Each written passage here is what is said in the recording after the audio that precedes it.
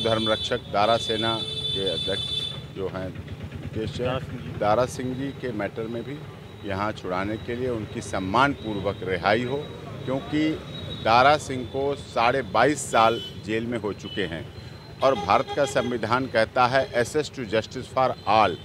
न्याय सबको मिलना चाहिए, न्याय सबको मिलते हुए दिखना चाहिए। उम्र कैद की सज़ा से भी अधिक जो दिया गया है वो पूरी कर चुके हैं। अब उनको सम्मानपूर्वक जो समय आ रहा है उसमें प्रदेश के महामहिम गवर्नर साहब हैं, वो अपने संवैधानिक अधिकारों का प्रयोग करते हुए हिंदू धर्म रक्षक दारा सिंह को तत्काल प्रभाव से जो आ रहा है समय, इस बार में उन्हें अपनी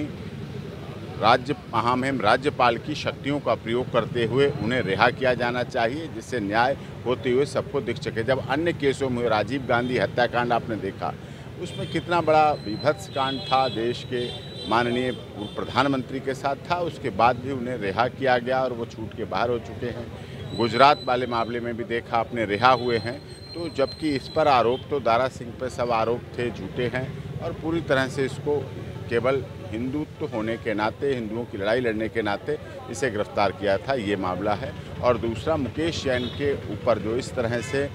भगवान जगन्नाथ जी की रथ यात्रा के संबंध में जो इन्होंने याचिका माननीय सर्वोच्च न्यायालय में लगाई थी, उस संबंध में जो केस हुआ था, वो केस एक अपराध के लिए 4 केस हुए, चारों अलग अलग हुए। अब माननीय सर्वोच्च न्यायालय ने जबकि कह दिया है कि एक केस कर दिया जाए, वो एक केस इसमें होना है, क्लब होके होना है, उस पर होगा और उस पर चार्ज बनता नहीं, किसी तरह का भी चार्ज नहीं बनता है, आरोप बनता ही नहीं। जितने महीने की उसमें सज़ा है, जितने महीने की सज़ा की बात की जा रही है, उससे अधिक की सज़ा मुकेश जैन उड़ीसा की जेल में काट चुके हैं और वो केवल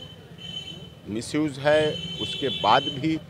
इनके ऊपर ये आरोप है, तो अगर इस पर कोई भी किसी तरह के आरोप या हमारी एप्लीकेशन या हमारी याचिका माननीय अदालत द्वारा जहां सुनवाई चल रही है वो अगर मान्य नहीं होगी, तो हम निश्चित तौर पर उसमें प्रॉपर ऑनरेबल डिस्ट्रिक्ट कोर्ट में, ऑनरेबल हाई कोर्ट में, जहां भी हमें लीगल रेमेडीज़ मिलती है, जो लीगल रेमेडीज़ हमें उपलब्ध है, उसके आधार पर मुकेश जैन की तरफ से हम वो याचिका उपरोक्त उच्च न्यायालय में फाइल करेंगे, जिसके आधार पर न्याय मिल सके। एक्सेस टू जस्टिस फॉर न्याय मिलना चाहिए। इनका अपराध इतना था कि भगवान जगन्नाथ प्रभु की रथ यात्रा, भगवान जगन्नाथ जी पूरे उड़ीसा के ही नहीं, पूरे देश के नहीं, पूरी दुनिया की आस्था और श्रद्धा का केंद्र हैं और आस्था और विश्वास के साथ कभी भी किसी को खिलवाड़ किसी कीमत पर नहीं करना चाहिए। बड़ा इशू होता है, सेंसिटिव इशू होता है। इन्होंने उस यात्रा के लिए संघर्ष किया और भी उन्होंने कई कार्य किए सामाजिक, दिल्ली में पटाखों के लिए, हिंदुत्व के लिए, उसके लिए भी कार्य करें। इसकी वजह से एंटी सोशल एलिमेंट्स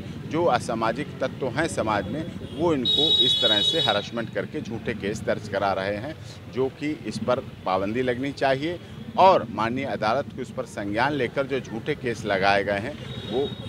डिस्चार्ज होने चाहिए, जिससे ये बरी हो सके। प्लीज सब्सक्राइब आवाज मीडिया ऑन YouTube।